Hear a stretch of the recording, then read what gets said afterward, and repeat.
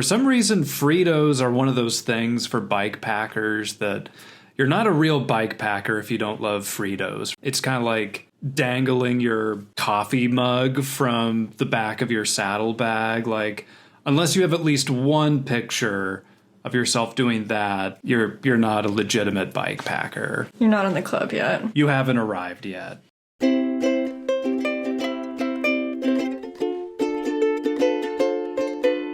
Welcome to Nerdlandia.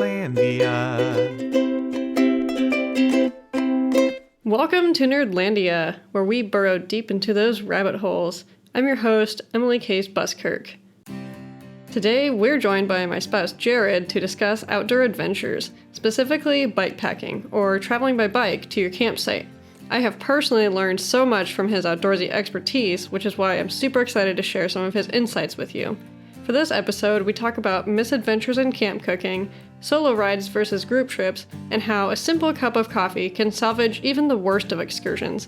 We also share tips for beginners, like how to pick the best bike for your needs and camping gear basics. Before we get going, I would like to note that we discuss camping trips that are on the lands of the Oto-Missouri tribe, Pawnee Nation, and the Oglala Sioux tribe. You can check out the show notes to learn more. With that, grab a cup of coffee or tea and settle in for our chat on all things bikepacking. Super excited to talk about biking. Can you just start us off by describing your very first bikepacking adventure? Yes, I guess I should start by saying it's a commonly held truth that if your first adventure goes too smoothly, you're doing things incorrectly. My first bikepacking trip most definitely did not go perfectly or entirely according to plan. It was a going away party for a very close friend I had in Lincoln at the time. At the last minute, she decided she would prefer to drive just so she could bring her party supplies. I ended up making this trip with two strangers, a very overloaded bike, and they were extremely nice and patient with me, but I kept holding them up. Just that classic rookie move of packing way too much of everything. So we had that going against us. When we arrived at the campsite, I think we got a few hours of sleep at the very most. So we were very tired the next morning when we needed to head home. Probably because of that, we decided we should cut the route a bit short. Rather than sticking to trails, we should use backcountry roads. That was my first experience taking a fully loaded bike over gravel roads and hills. It seemed like whenever we were going up a big hill is when a farmstead dog decided it should chase us. That happened at least a couple of times. We had some close calls with that. But yeah, in spite of all of that, I found that I really loved it and couldn't wait to do it again. That couple never asked me to join them again, though. So I guess that really shows how dedicated you are, because nothing you described sounds fun. Yet here you are, like you have many more adventures under your belt, and you always talk about planning more. Yeah, I think there is something to the fact that bikepacking, well, it doesn't have to be hardcore. It is challenging even when it's going well, and you kind of do get addicted to that. Just all the weird obstacles that pop up along the way. Yeah, it really makes you be present and not take things for granted. Mm-hmm. There's just so many navigational things and weather considerations that you don't really think about because we spend so much time in a car or in a house. Mm-hmm. Yeah, you end up missing great things if you're in a car. Everything just goes by a little too quickly and you don't have the presence of mind to make a random stop. So yeah, even when bikepacking is imperfect, it's just for me, it's a better way to travel. And Wagon Train, for people who don't know, isn't incredibly far away. I mean, it would still be a lot for somebody who's carrying like pretty much all the possessions they need for a trip on their bike. There's always the misconception about Lincoln and Nebraska that it's super flat, but actually out in eastern Nebraska, we have quite a few hills, and That can be pretty daunting to new cyclists especially, or people not prepared for it. Yes, if you've overpacked and you have about 50 pounds of gear, it especially becomes not so easy to tackle some of those hills. Then you were the person who introduced me to bikepacking especially, but also a lot of bike adventures. I'd always liked it, but it's been really special to me to be able to like get into that and to kind of have you show me just how to plan these trips and how to go on them. So for you, what is your favorite bike adventure that we've done together?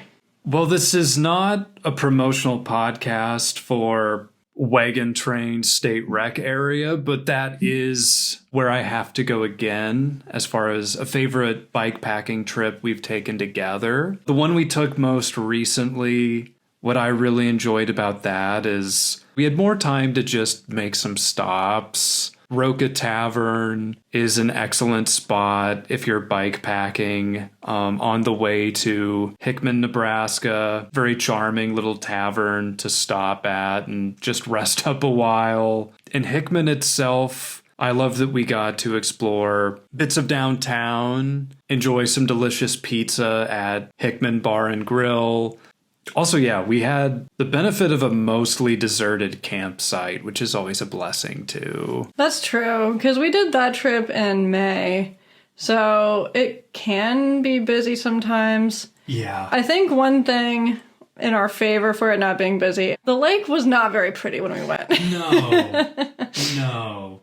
Yeah, I think that's the funny thing about bikepacking too. You know, when you're in a car, if a campsite doesn't look all that appealing or pretty, you can just pack up and go somewhere else. I guess the limitation, but also the special thing about bikepacking is you have to embrace where you're at, because often it may not be exactly as you would like it, and you just have to deal with low water levels and not much to look at and lots of mud in your sight. I remember we had that too. But it was still, I think, a very special trip. Yes. And if you're like us, we enjoy just getting away from people. So Yeah.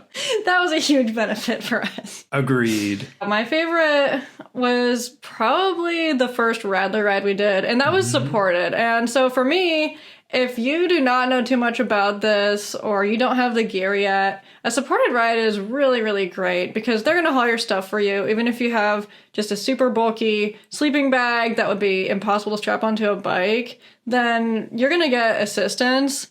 And usually they have food. Usually they have people there to fix your bike if something goes wrong. There's always a whole bunch of people around you. So that is a really nice alternative or a way to get into it. The Radler ride was really great. We got to bike out to Rocaberry Farm, and it was kind of just like adult summer camp.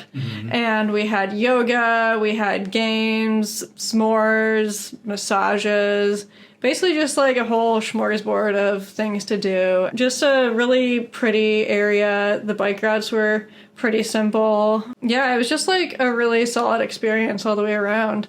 It was, and yeah, supported events are really a tick above group rides as far as someone trying to figure out if this pastime is for them. It's just a very easy and mostly fail-proof way of getting into things, where it's much easier and safer than just trying to jump into it on your own. There would be like so many things that like I wouldn't have thought of that are needed, and that can be really scary when you're just like out there by yourself. So one of the highlights of bikepacking is the food and beverages you get to have there. Do you have like a favorite thing that you've made while you're camping? I do. All the food you've experienced me make while bikepacking has been just terrible. Even if it's something as simple as overnight oats, I've managed to find a way to burn them. But a dish that I enjoyed immensely was just some chickpeas and some spices that I brought from home. I remember there was chili powder, there was cumin, garlic granules.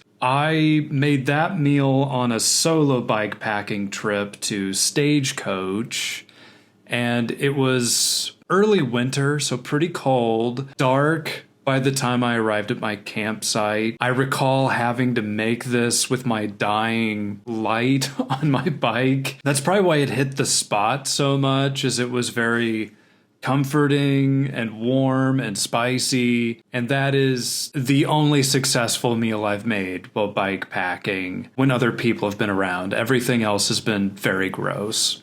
In your defense, we've done some very delicious, just like car camping meals. We made an amazing chili. We did hot dog tacos, which you're not living until you make hot dog tacos. Very good. It's a recipe by Sola El Whaley, former Bon Appetit staffer and food extraordinaire. So look up that recipe if you are so inclined. So don't be too hard on yourself. The thing is just that it's so hard to transport all the ingredients that you need. It's just a lot more to think about. So It is. I never give up. There's always things I'm excited to try out, even though I've had so many food failures with bikepacking. One thing I'm really excited to try, for us Midwestern folks, walking tacos are a huge staple. I want to try bikepacking tacos. So it'd be as simple as bringing, several of the smaller bags of Fritos, some ranch-style beans. Probably would have to forego meat, possibly cheese for these, but spices would be easy. I'm extremely excited to give that a try at some point. And for some reason, Fritos are one of those things for bikepackers that you're not a real bikepacker if you don't love Fritos for some reason. It's kind of like dangling your coffee mug from the back of your saddlebag. Like, unless you have at least one picture of yourself doing that, you're not a legitimate bikepacker. you're not in the club yet. You haven't arrived yet. Yeah, the Fritos was something I was very surprised to see, but it's delicious. It makes sense. Not that many ingredients for junk food. So I have embraced it. I think that we could bring like a little bit of nutritional yeast or something like that. Right. Especially summertime, where that's going to be very hard to keep. Exactly. And then the other thing is that you are amazing at making camp coffee. Some people are into the instant coffee, no shade, but you always go all out with the AeroPress. So why is it worthwhile to you to go to all that extra effort? The coffee has the ability to save some otherwise very bad trips. There's definitely been many mornings bikepacking I've woken up very tired. Some others that I've woken up very cold. The coffee always helps make it better, especially if I can share it with some other folks. I'm not too precious about the measurements or the temperatures since I'm making it at camp. There are some bikepackers who are even more proficient. On the flip side, there are so many who would think that would be such a waste of space on your bike to bring all that specific gear. But for me, it's so worth it. It's so fun to make coffee outside and to enjoy it at the campsite. For me, also a connection to my friend who got me into bikepacking. She hosted coffee outside adventures, and I was often the sole participant because of how early those were during the week. Just a fun way to stay connected to her as well. We've described a lot of things that sound very not fun, but waking up in a tent to like the outside, maybe there's birds, there's a beautiful like sunrise starting up, and getting to have some coffee is just truly a really incredible moment. And I think it's one of those things that make me want to go back to camping time and time again, even with its drawbacks. I agree. It's the reason I like it is probably why so many bikepackers would forego it. It does make you linger. It takes some time to prepare, so you get to enjoy the campsite a bit longer. So many others would just be like, yeah, I don't have time for that. I am just going to grab gas station coffee at the nearest available stop. And that's not incorrect, just not the way I like to do it. Yeah, we go at our own pace. We're not trying to cover hundreds of miles or anything crazy like that. We just want to like get away and enjoy some outside time and just a different pace of living. Exactly. We've kind of talked a little bit about the different seasons. And here in Nebraska, we get all 4 seasons, sometimes all on the same day. It's just how it goes. We're used to that. What is your favorite season for bike adventures? For me, I'm really partial to either late fall or early winter. It's nice to go out when it's quiet, not just so you have more space at the campground, but you also just get the opportunity to see more wildlife. My solo trip to Stagecoach, I remember getting to see several foxes and coyotes, deer along the way. That's another really special aspect of traveling by bike for me. You don't usually get to see those things if you're traveling by car and making just a lot more noise. I do like the cold a bit, so... You are a cold weather breed.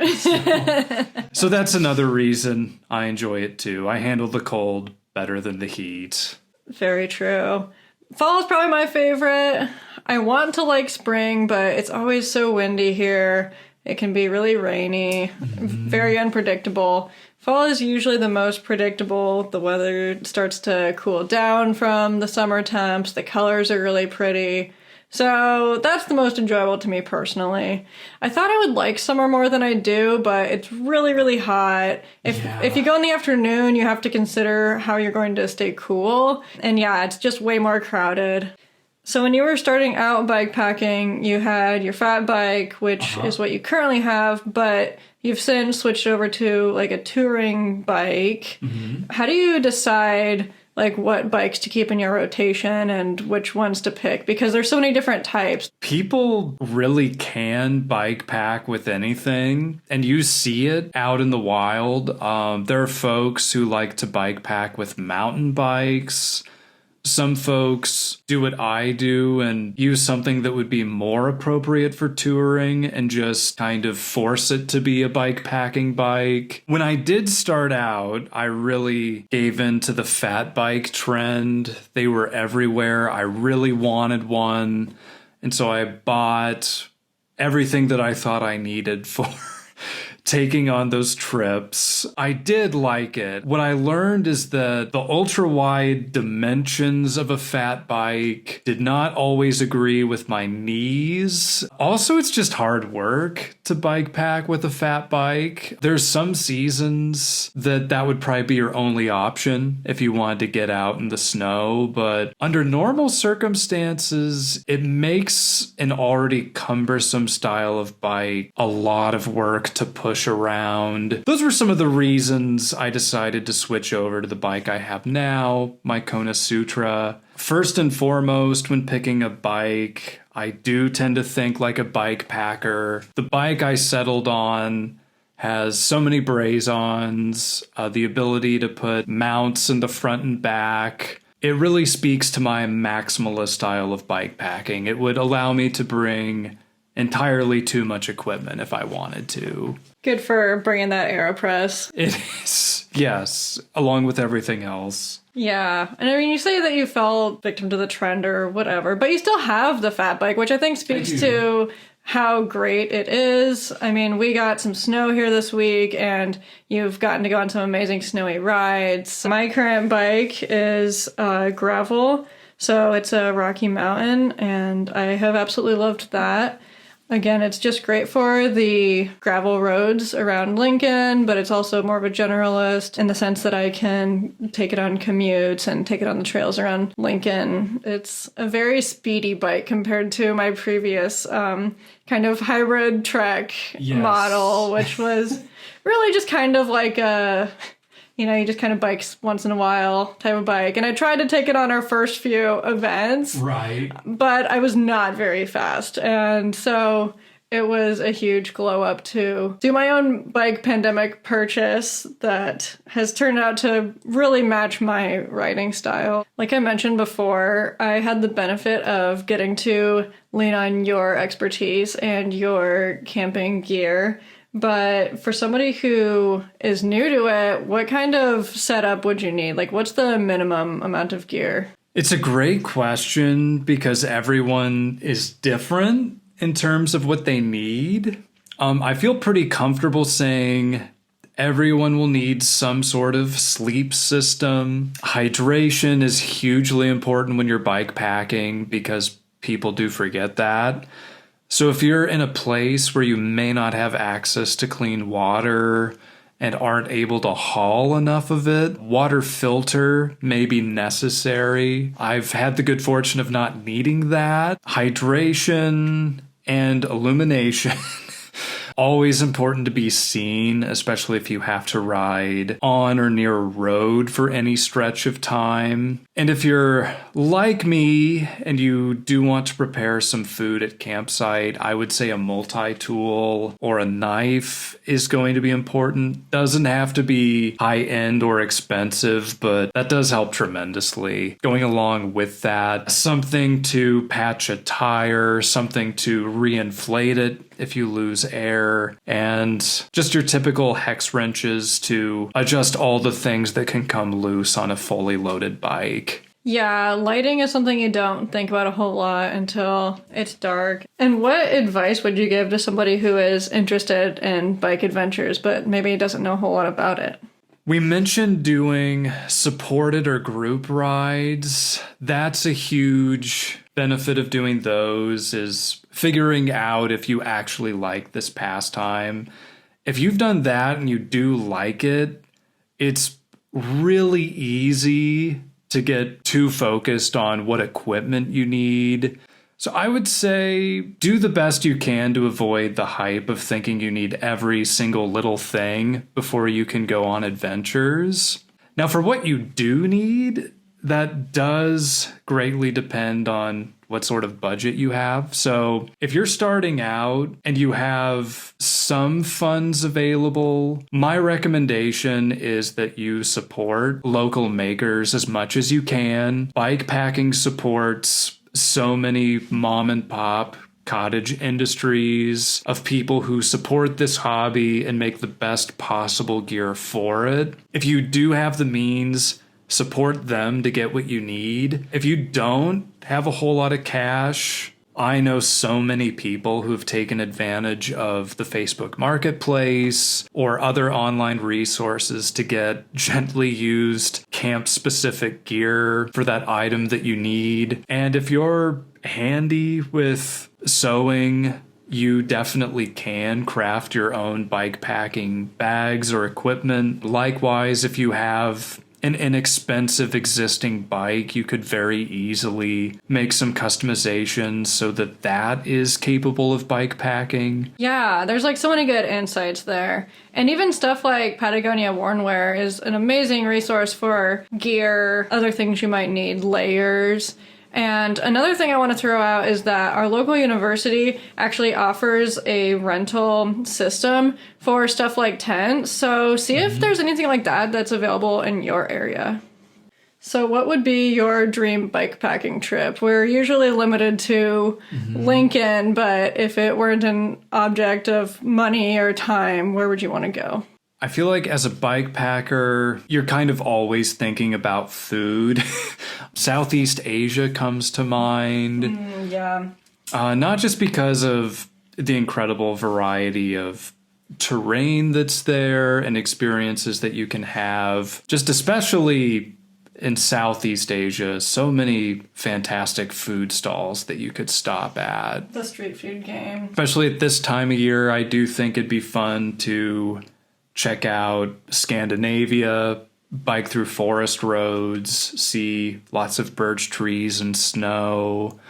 That's appealing. Japan would be pretty great as well. I would just love to see their architecture and civil engineering, since it's known to be such a bike-friendly place. Those would be the top three. Yeah. For me, the dinner kebab and the lagers of Germany are a huge draw, so yes, we're just gonna have to take our year off and travel around. That would be a fantastic choice. Well, thank you so much for being on the show today. Is there anything else you wanted to say about bike packing? I guess the final thing I would say for anyone who does get into it is just acknowledging it. It is a bit of a tough hobby to get into. So if you are able to have some adventures and find that you enjoy doing it, share it with someone else. It's just a nice thing to treat someone to that experience and to help them through the tough parts. Because yeah, it is a hobby that I think you need to be just a little bit crazy and out there to give a try. Yeah, to me it's just like such a unique way to spend time together. All right, so that leads us into our recurring ending segment of current favorites. What is your current favorite thing? I say this even coming off the holidays where we absolutely stuffed ourselves with cheese. One of my very favorite things that we discovered together recently was Brie Broody, which I learned is like a South African cheese toasty. It was so delicious. The typical version of it is white bread, chopped onion, sliced tomato, mango chutney. We did not use a grill, so it wasn't fire toasted, but just did it on the stovetop like a grilled cheese. For me, my favorite thing as this year starts to come to a close at the time of this recording is our Cycling Songs 2023 playlist. We decided to collect all of the songs that got stuck in our head on the rides that we went on together. I think you eventually got tired of the trashy songs that sometimes get stuck in my head, but I stand by it.